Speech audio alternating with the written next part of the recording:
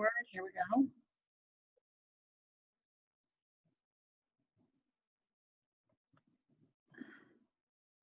Okay, I need to unmute you guys so I can actually hear what you're saying. What an idea.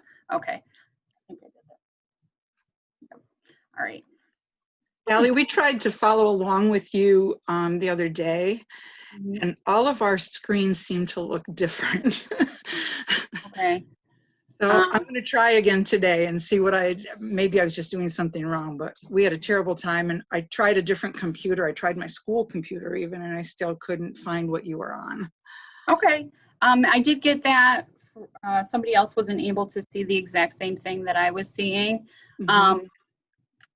And I think it's a matter of selecting the same, if it's what I think it is, people weren't able to see the themes because they weren't selecting the simplified. So Okay. we'll get into that in a little bit. But Okay. if you don't see the options in Destiny Discover, you can't see some of those options if you're logged in with Destiny admin username and password. If you're logged in as a site admin, like Yes, that's how I'm logged in. okay, then you should be able to. And if Okay. you can't, we can schedule a time where we can share our screens and kind of, Okay. I can take a peek at yours and we can walk through it together. Sounds good. Perfect. So today I'm going to be talking to you guys about Destiny Discover. We have Destiny with version 18 has stopped making Destiny Quest available. And also I'm going to tilt my head and look at the screen because it's the bigger one. So if you can't hear me, just again, holler at me or Andrea, and I will try to modify how I'm facing the computer a little bit. It is not sharing the right monitor. Okay, one more time. Let's give it a go. Share screen. Screen 2.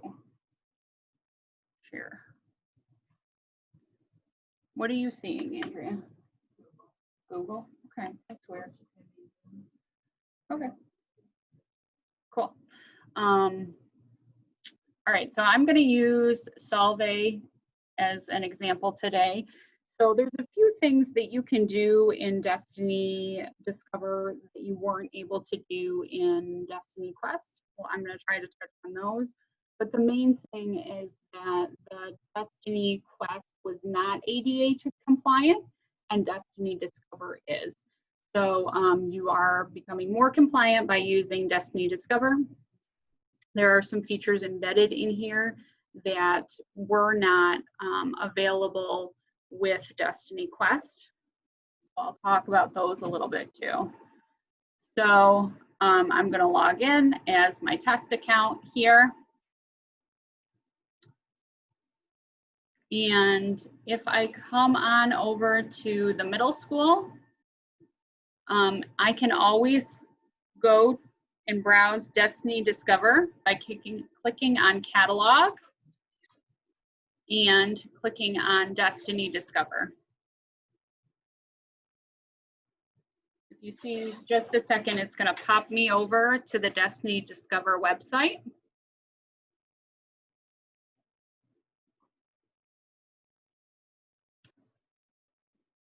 We've been having some internet struggles over here at BOCES, so I was very paranoid that this was not going to load at all for you guys just now. But it did. It's just being pokey. Hopefully there's not a ton of lag for you guys out there. Don't click too fast. That's solid advice. Slow down, Allison. Slow down. So for a student, if they're searching on Destiny Discover, if I do cat here, we have the typical search. The nice thing about Destiny Discover as opposed to Quest is it's not so smooshed at the top of the screen, at least. But you, in the first look, you have the call number of the book. You can quickly go to the shelf, run over there, and see all the title based on the call number there. You have all these facets along the left-hand side to narrow down your search.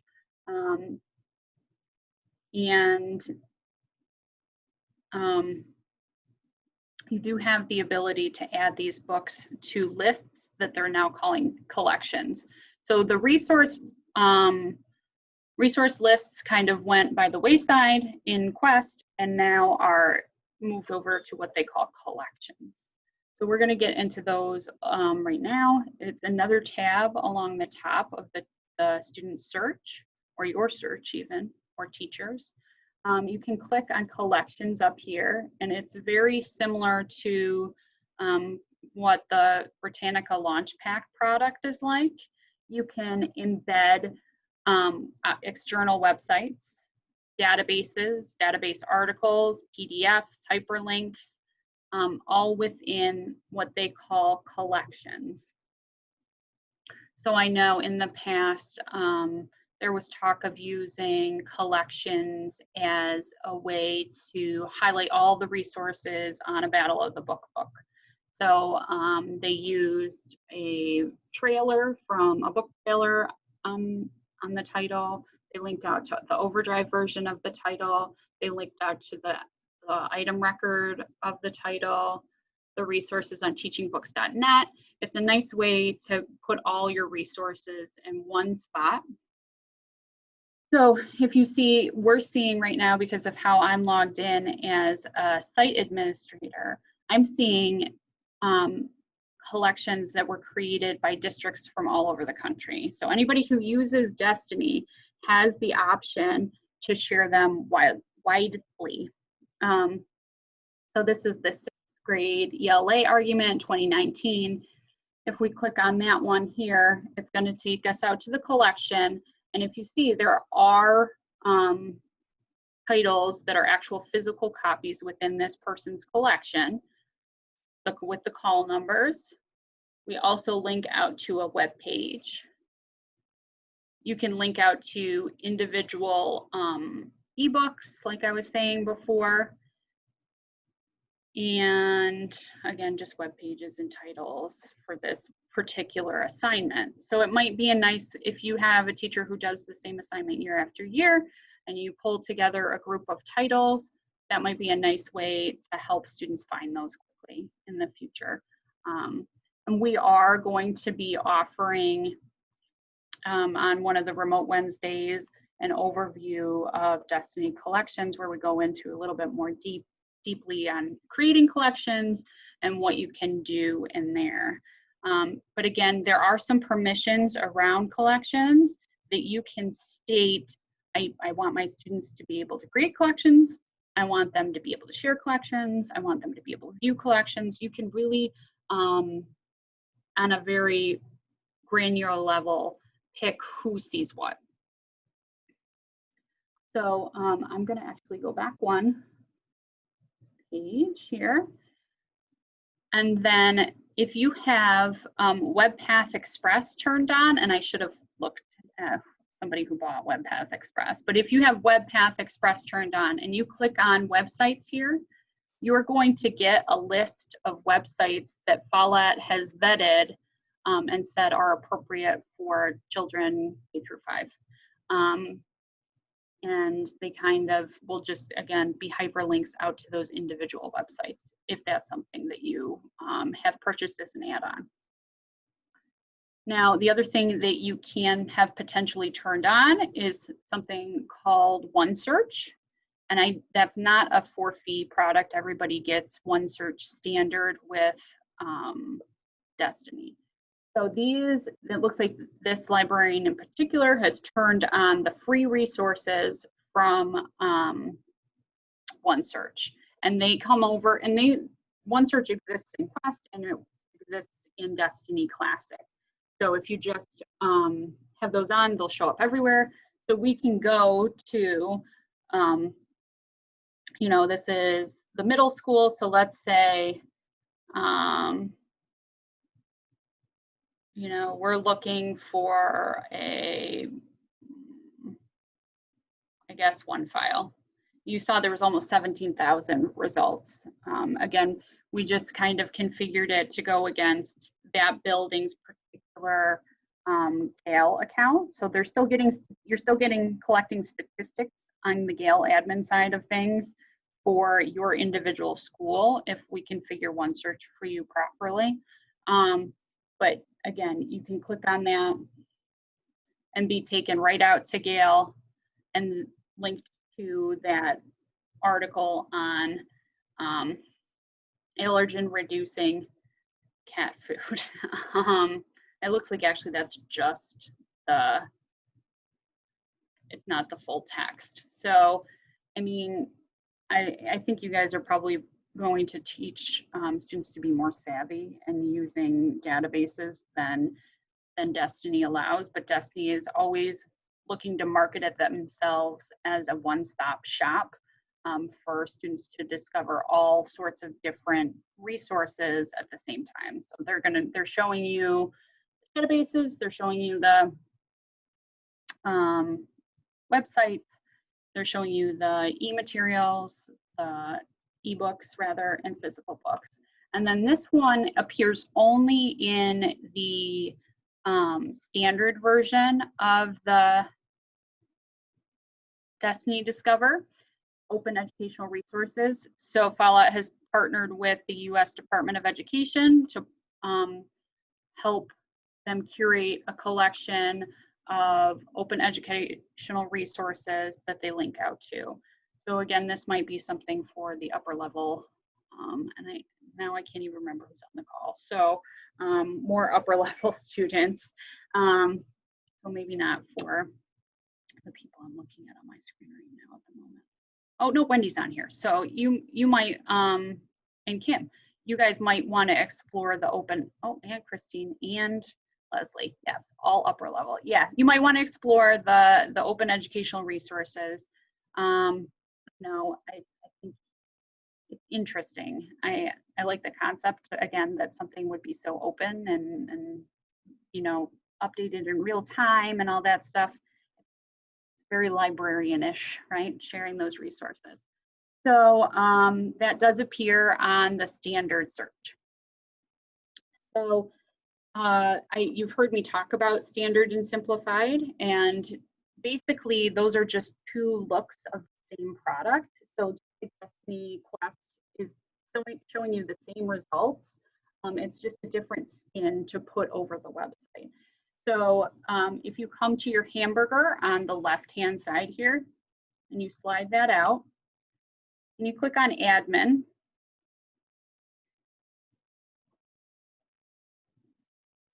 you have some display options. So if I click on display options, oops, I totally clicked on cert policies, display options.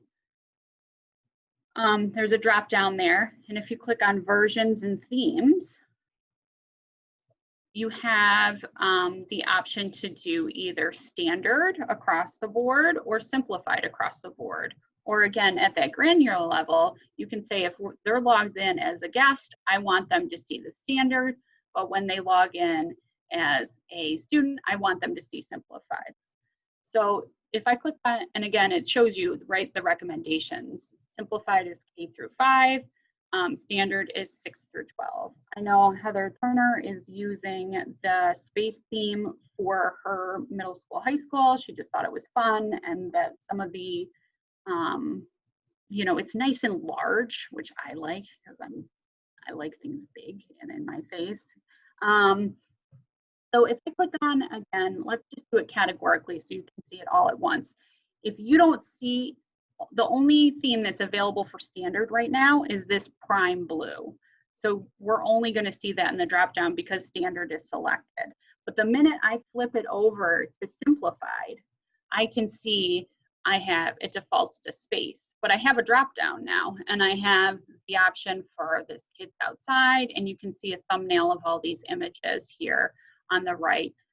Aquarium, book fair, technology, sports, and then the gradient is just very, again, you know, for a high contrast kind of thing, I guess. Let's try the aquarium today. So I just have to slide all the way down to the bottom and select save. and then my theme will be applied to the website. So if I come back over to my Destiny Discover tab and I do a quick little refresh over here. Maybe I'll have to come back out and come back in.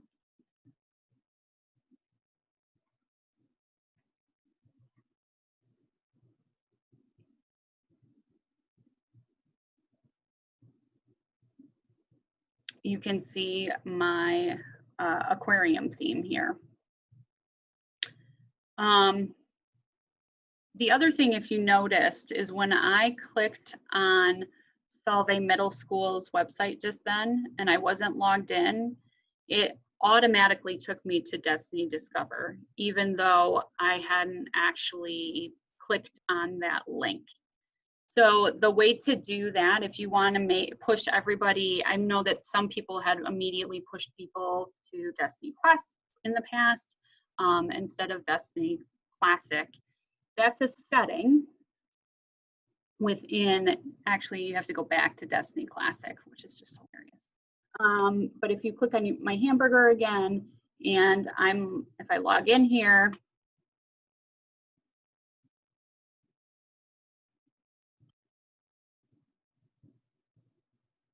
remember the password.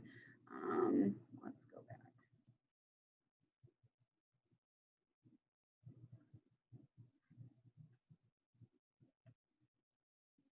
Click on middle school. Okay.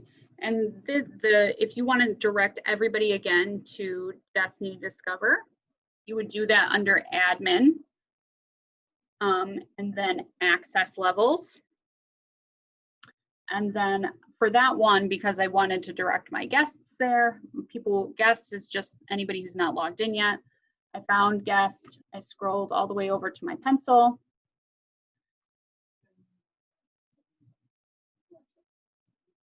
Oh, it's the Follett Shelf ID. Okay, so that's from back in the day.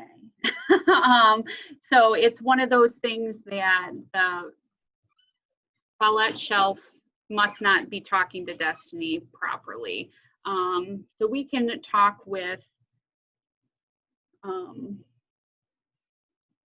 put in a ticket with Destiny, and we'll CC you on that, and let them know that your shelf isn't properly configured, so they're not talking to one another. So that's Nate Atulli, Diane, Mexico. Your Follett shelves are not properly configured. Is anybody else getting the Follett shelf error that their shelf is not properly configured?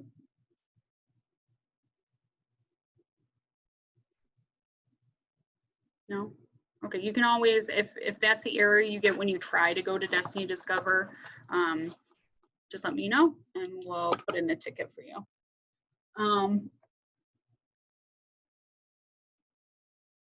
Okay. Who can? Okay, so admin here, Wendy?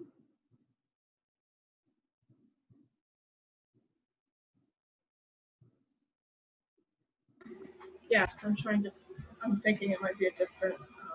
Oh, okay. So Wendy, I think you guys are hosted yourselves, right? So you're not Follett hosted. So you must be on version 17. And in version 17, this button is called Back Office. Okay. Yeah. So again, you should see the same options. I do have Back Office, yeah. Oh, yep, perfect. So Back Office, if you go to access levels, if you see here, we can check use Destiny Discover by default. So that's going to automatically, when they try to open up Follett Classic, to be taken right over to the Destiny Discover page. And you can do that for any type of log on.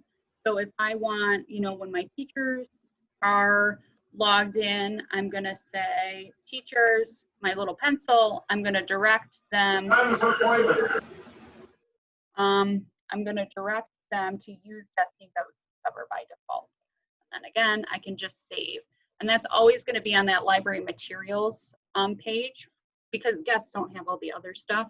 But again, if I come into patron, my patrons by default, and is the default access level, sorry, I already had it checked here, but that's right on the library materials tab. I checkbox the use Destiny Discover by default and save.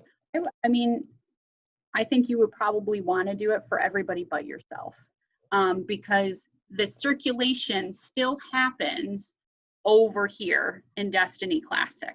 It is easy enough to toggle between the two. So how I would do that is if I'm in catalog and I'm in the Destiny Discover interface here, and you can see I'm still logged in is my OCM SLS account from back in the day, our test account. I click on my hamburger, and then I have now Destiny Back Office. And that's why in that version 17, they migrated to calling it Destiny Classic, Destiny Back Office, and that button as admin, because now you do the admin function there, and they thought it was better to call. They're trying to make things easier, but they're confusing the heck out of me. But so now I can toggle between those two as a, you know, back office user. So I can still come back over here and do my circulation, check out with the book. But if I want to show a student how to search for something, it's easy enough to click on catalog, Destiny Discover, and then transfer right back to what they would see.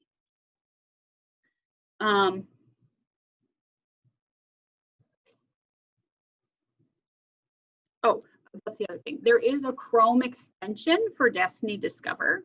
So we've had some people successfully turn that on at the district level and push it out to all students. Basically, if they do a Google search for cats and a black bar across the top, if they give it a second to load, it'll load the books within your collection on cats.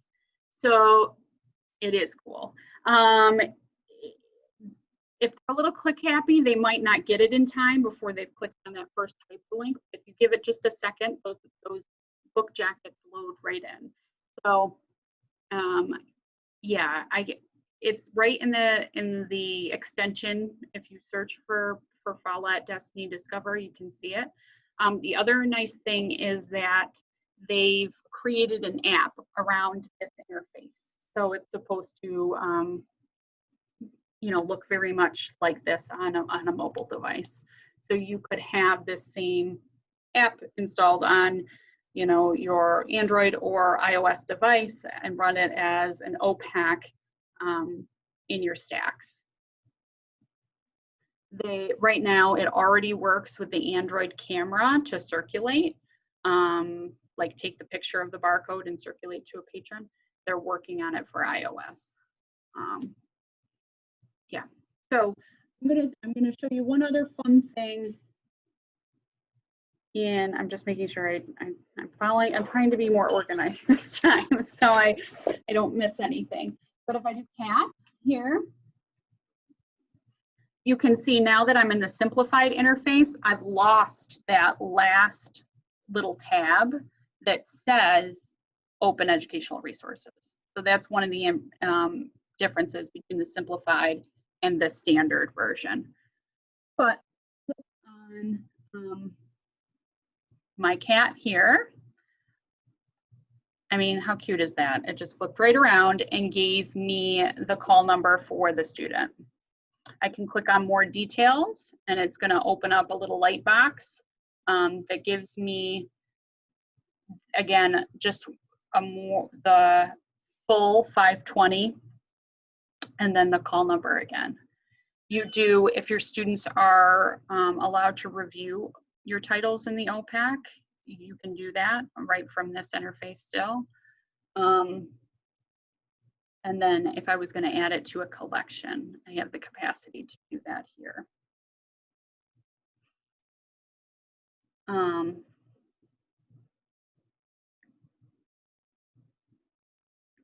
From the standard view, So this might be a place where you might be giving the teachers a standard view and your students the simplified view.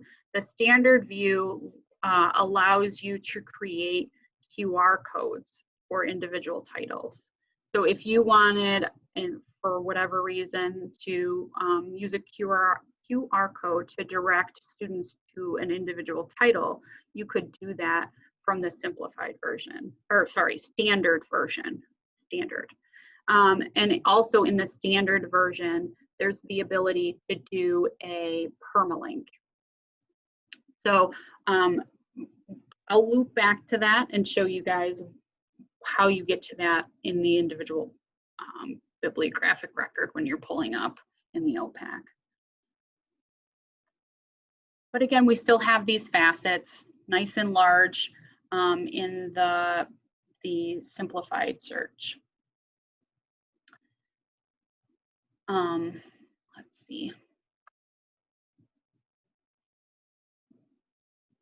So another thing I'm seeing is this widgets button. So this is another thing that you probably may have used for Destiny Quest if you were a Destiny Quest user in the past, is a little widget that you can have use the embed code to put on your library page. So they go very granular on this. So you can, if you scroll down, I'm going to try to go slow so I'm not making anybody super nauseous, myself included.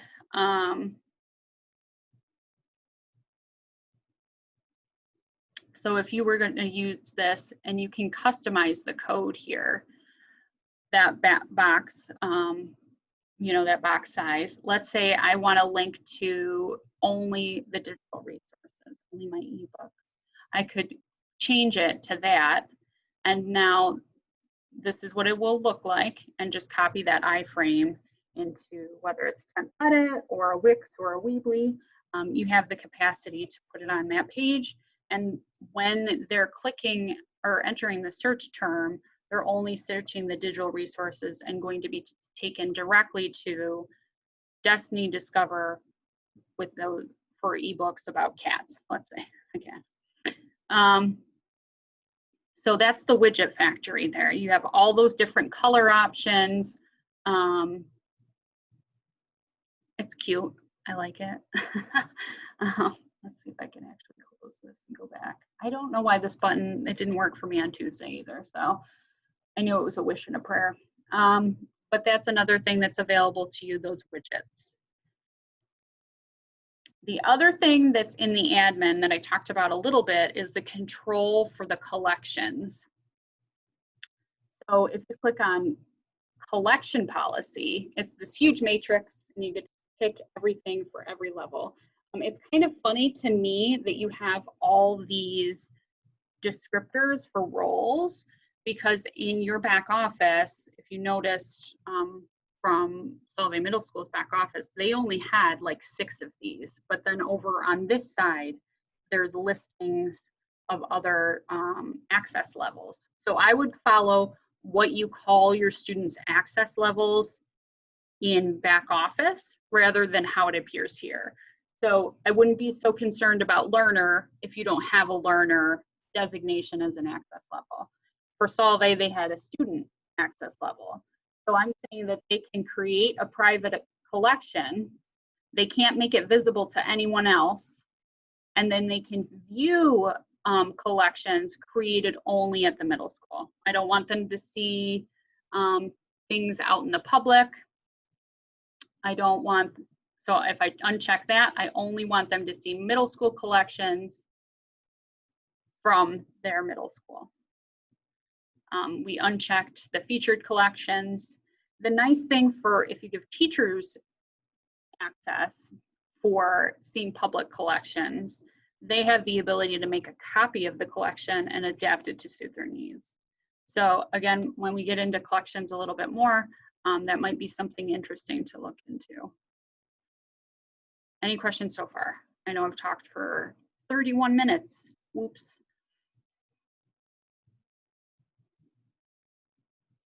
Okay, cool. Oh, okay. This is what I have. Yes, your flags for holds do still appear on Destiny Classic. So that's another reason to kind of use your hamburger, and go back to back office.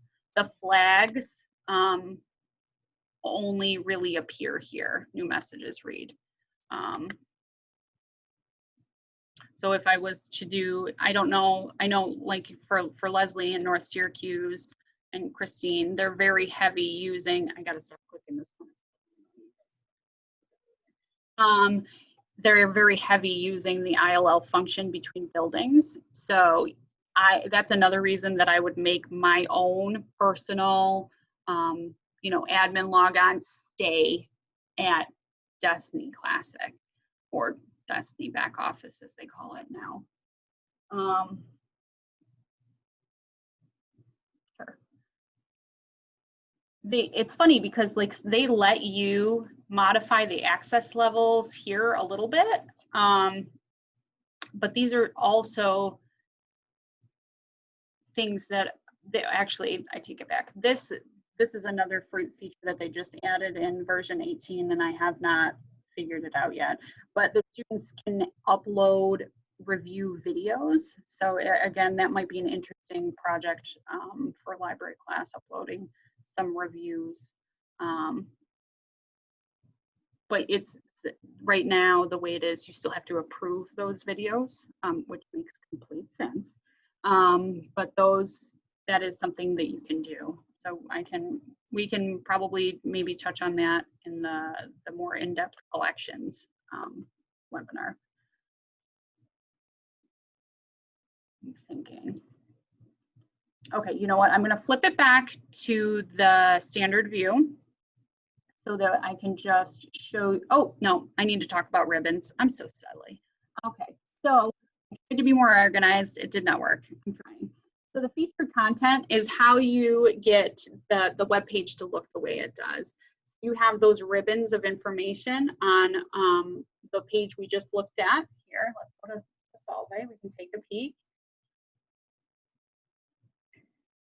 Right now, we're logged in as, again, under that simplified view as an administrator. Our top ribbon is the recently added books. I have 2 columns up here where I've stuck something called news and announcements. And then we scroll and we have popular titles. We've turned on topics. All of these ribbons are controlled under that admin button, under the display options, open that up, and then the featured content. So I have 2 tabs here. I have to flip to the simplified view because we know that's where that aquarium look is coming from. We're in a simplified view. We have the ability to change the order of those ribbons. And if you see, I'm actually just clicking. I'm not right clicking, just left clicking and dragging. I can put those recently added recently added books towards the bottom of the list if I want it. I can turn it off completely by unchecking. And then I have some customizations available in the topics. So that's what's giving me this little pencil here. Basically, the topics are almost like searching on subject headings. So everything with the subject heading of these subject headings will come up when I click on the graphic novels button. Anything with these subject headings will come up when I click on that fantasy. These are the elementary predefined buttons. You can flip it to middle school for a slightly elevated icon, I guess. Again, the subject headings did change a little bit, and we have different options. Dystopian is not available in the elementary.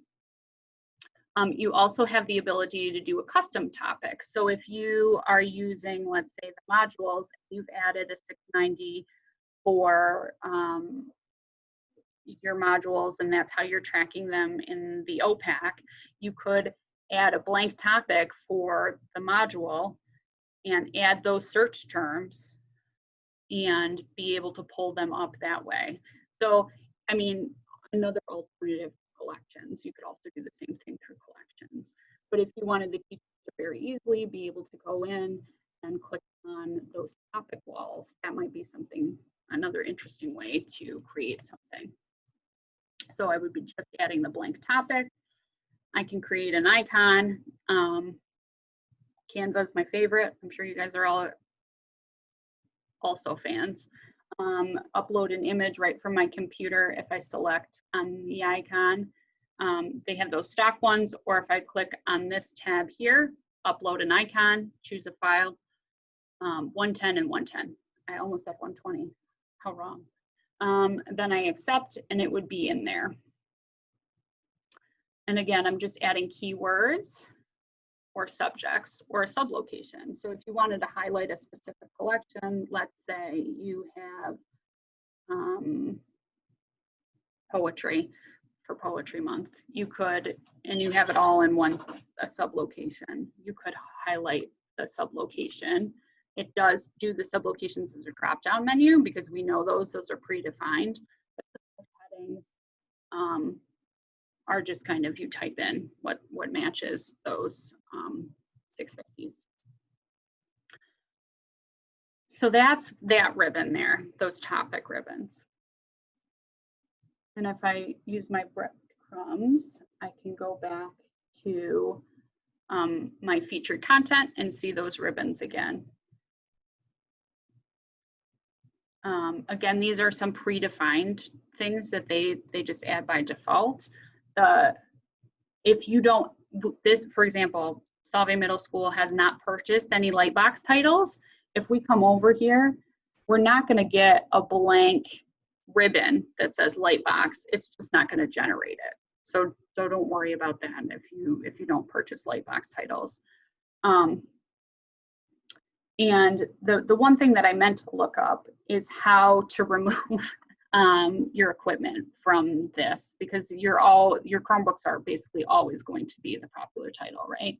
I know there's a way to do it, and I think I remember where it is, so we can find that in a second. But again, learning links is another thing that you can customize. So this is going to be, for this one, we added Sora and Rosen Interactive titles. You have the ability to add any links here. So, yeah.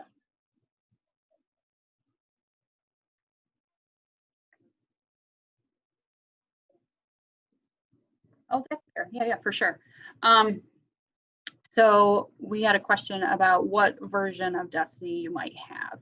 So I think that might also be anybody who's not hosted with Follett might be on a previous version. All Follett hosted people have been automatically transitioned to version 18.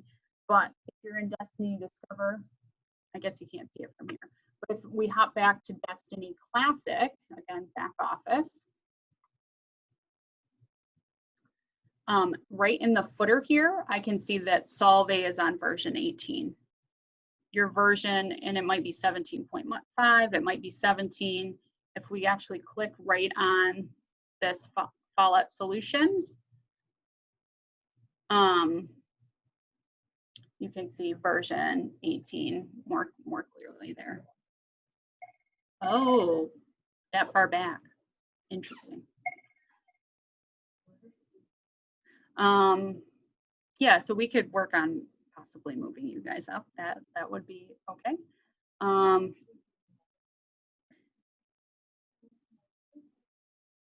right, so I'm sorry. So we can edit right here. We can add additional links. So those are some of the ebook things we did from the other day.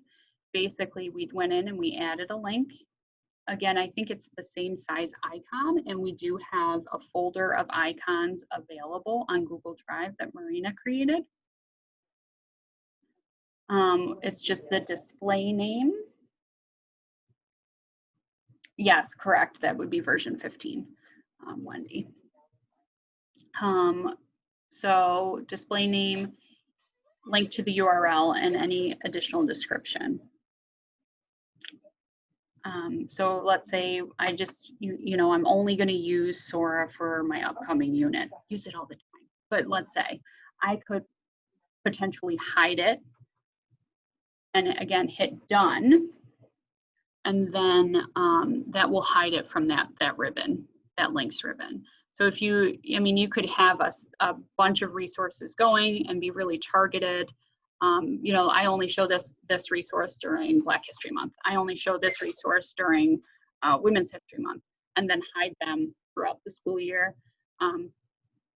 I think you can have up to 50 links in the Learning Links ribbon.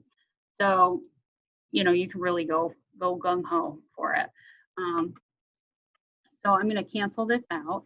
But again, let's say I made a mistake in this URL. I can always come in and edit and modify that. You can check the URL by clicking on that box. And for example, I was just checking to see if this is going to take me right out to the shelf. This link, this hyperlink that I just stuck in there, has that username and password embedded in it. So I wouldn't want to give that access to guests. And I'm just trying to remember if you can hide ribbons based on how people are logged in. And I don't think you can. But in any event, I can double check on that.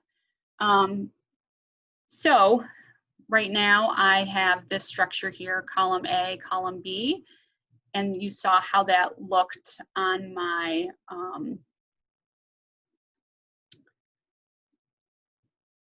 Destiny Discover page with the Solvay icon and the longish box there. But I could, in theory, hide column B and make column A go all the way across. So now I have that ability there. I have the ability to modify that header. So I could say instead of news, it could be welcome. You can embed, if I could spell welcome. And then if I click on here, I showed last time, you know, this can be HTML. So you could, in theory, embed your library calendar. Anything really that has an embed code could be stuck up here in this featured content area. This we did as this image as a hyperlink. You can just highlight and click on the link here and make it link back out to your district webpage or your library webpage or your Twitter page, whatever you want to do. You can make an image a hyperlink. Okay, it looks like it can embed video as well, fancy. So, but now if I was to select, I have to come all the way down to the bottom here and select save. The ribbons don't, it takes a second for those changes to show up. So if I was to go back over right now and refresh, it's still showing me that second box, but eventually it'll get that second box out from the side there. Sometimes it helps to sign out and sign back in because something's remembering something. Let me see. So I promised Nate that I would show how to place holds or talk about students placing holds in the coming year. So I'm actually going to log out of this test account. And I'm going to come back over here. Actually, I'll log out of this too. And I created a Solvay student account. So let's say I have my webpage set up to take guests directly here. Oh, look, there we go. Now it's across the whole thing because I hid that column B in the featured content header. So if I select login here, it's going to bring me back out, whether you guys are using Google SSO to turn on or to have your students log in or your staff. it wouldn't matter whether you're using your Fallout account or the Google SSO. It would still know your role and put you in the proper place. So this is, again, my student account. I'm logging in.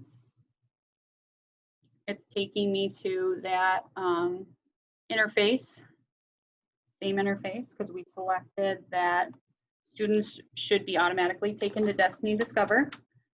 Again, I'm doing cats. And let's say I wanted to put this on hold here. So cats of the clans. If I hit more details, I get this little holds button now. So there are some permissions that need to be turned on in the back office to let students place their own holds. So I can show you that now, but at least you know the button pops up just like that. And when you sign on in the morning, just like Leslie was saying before, you'll have to go to the back office. And you can see I'm still logged in as a student because I'm not getting all the other stuff. But if I log out, oh, I'm stuck in this loop. Okay, we'll just go to my hyperlink. Solve it. This is what happens when I have 47 windows open. Okay. Log in. OCMSLS. I'm logged in. I click on Solving Middle School. Now I see I have messages. Oh, it's that. Oh, here's my flag about the hold. So I can see that a student has placed the hold on Cats of the Clans.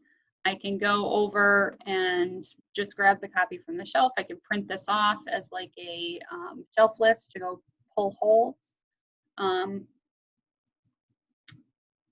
But to make sure that your students have access to placing holds, you're again going to have to either go to back office or admin, depending on what version you're on.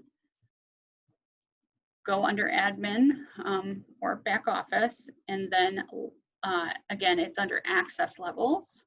So I'm looking for my patrons because the students are in here as patrons in this version. And this is under patrons, I think, and patron empowerment. Yep. So it's under the patrons tab here. So admin, access levels, patrons. Under the self-empowered patron access, I can say place holds for self from library catalog. Okay. Now, there was a discussion in the last group about what's the difference between a hold and a reserve. A reserve, we found out, is if you want them to be able to say, I want to borrow Chuck Everlasting, but I want to borrow it in March. You can let them define that. So that's what a reserve is versus a hold. It's the first available title. And it might also be already available and checked in. So in the past, some librarians haven't wanted students to place holds on titles that were available. They wanted them to go to the shelf themselves and pull it. I think in this brave new world we're in, that might not be the case. So by just clicking the place holds for self from catalog, place multiple holds for self, you can empower students to do that. You can also limit the number of holds they place, and that's actually done in library policies. So if we click on library policies here, and again, the students are the ones that you have a circ type, which was students, but then you have an access label.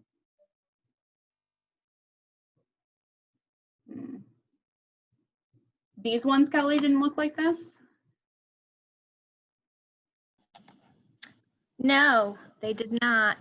Like I went under patron and I did not have that self hold option to choose from. It's funny, I do have it, and she's got the other stuff going on, right? but I have this part going on right. So it Yeah. might, and you guys know I don't really have unfettered access to your catalog. So I mean, I think we could take a peek and see what the difference Okay. between your accounts are, and kind of figure out, again, if one of you is in as an administrator and one's in as a library administrator, it might be causing you to see different things when you go to look at the access level of the student. So yeah, maybe we'll have, maybe, I know that Diane, you wanted to get together about Sora too. Maybe we can touch on this. Okay. Okay, cool. But the thing that trips me up personally is that every patron has both an access level and a circ type. So library policies are basically the patron types. So while the students their access level was patron, their patron type is student.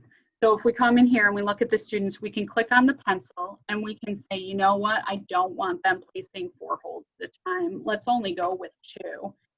You can save that in there.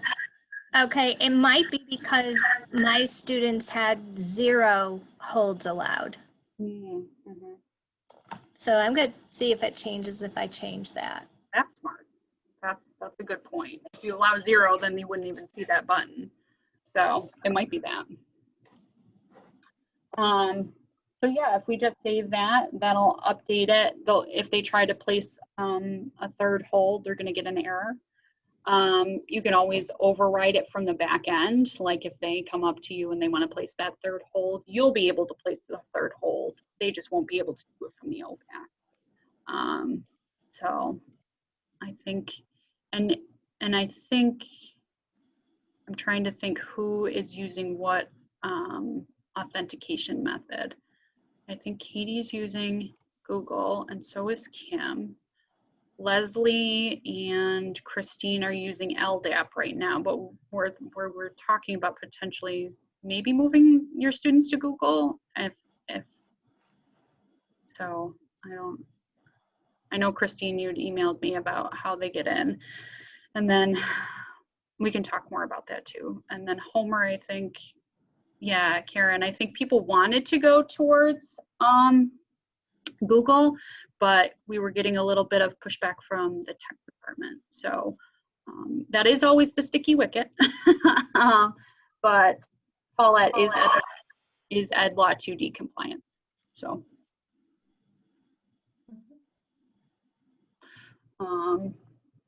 let's see. So that's patron holds.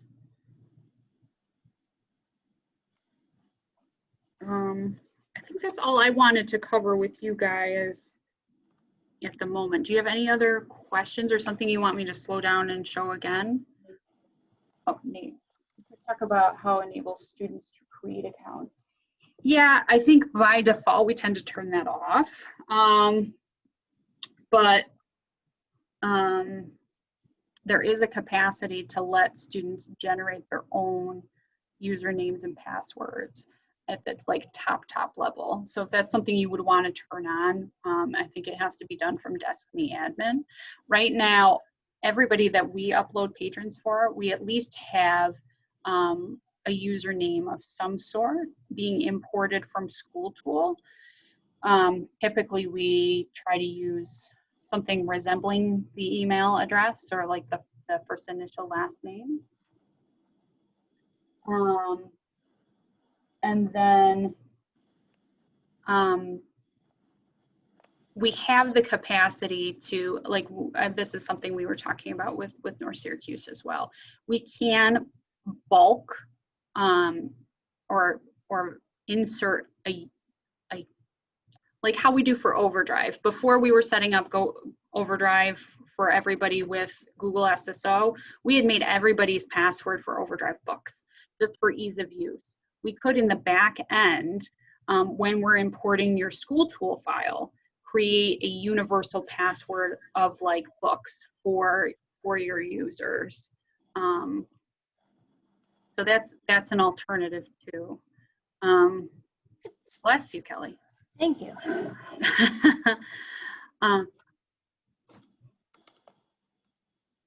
So I think, you know, it's hard because I know everybody wants to empower their kids to do this, but when we run into those things with the tech departments or school tool, it's hard because I know you guys want to empower them and have them use the services. So I know Diane created that menu. That's pretty awesome. And some other librarians were thinking of creating something similar. But I can definitely take a peek, Nate, and kind of see what their username is now, and we can talk about making a universal password.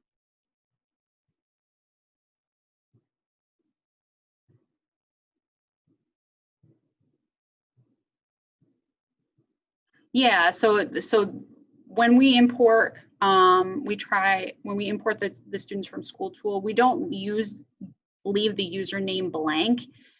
If School Tool leaves the username blank, that can happen sometimes. So we've run into it in the past, but like for some reason, the 6th grade has never had a username, and the 5th grade does, and the 7th grade does, but those 6th graders were never generated. And usually if we talk to the right people, they'll import it en masse into School Tool for us, which has been really helpful. That's again something we had to work out. We had to talk to the Google admin, who had to talk to School Tool, and we had to sign some paper, but it can be done. we'll make it happen. Can we change the way our kids log in by changing it to Google SSO? This way our students are using Google login for both Sora and Discovery. Yeah, 100%. So the actual setup for Google on Destiny is very much like a switch in the back end that if we just flip it, it'll work the next day. It's just a matter of making sure that the students' email accounts come over properly from School Tool. The nice thing about this version is that they've said that if your student exists in your Google side of things, and they go to log on to Destiny Discover, but they don't have a Destiny Discover account, it's going to create them in version 18 a bare bones patron account. So at least they'll be able to log in and see the resources. And I don't know if it's going to create them an account that allows them to place holds. We haven't tested that yet. But at least when you come on, like let's say, you know, you get a random new kid 5 weeks into the school year, they haven't set him up in School Tool, he can that day, as long as he has a Google account, log in, see the OPAC, and have it function like it does for a student, accessing, you know, resources and being able to click on hyperlinks.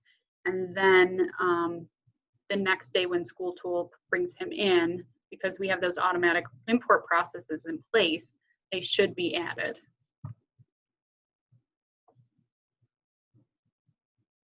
So yeah, we can 100% turn that on for you guys. I think that would be really empowering for your students. Again, I just think it's awesome when they only have to remember one username and password. And for you guys, it's, you know, your kids, they knew that LDAP credential because that's how they were logging onto the computers. But I think as more and more kids are being given Chromebooks as opposed to the network PCs in schools, you know, it makes sense to go the Google route.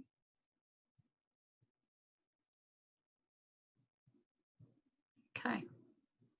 So any other questions? Okay, so I know I will be talking to Diane and Nate about their Fallout Shelf issues. And then I will be talking to North Syracuse about the potential of turning on Google SSO, because again, that's like a district-wide thing. It doesn't happen just for one building. So if we can just get everybody on board with that, we should be good to go. And then Wendy, maybe we can talk with your tech department about making you Fallout hosted. I think that might be take care of all the problems. That would be awesome. I just sent them an email saying, can we upgrade to 18, please? Yeah. So, yeah, we'll see. Hopefully have that conversation again this year. Awesome. Awesome. Thank you. All right. Thank you, everybody.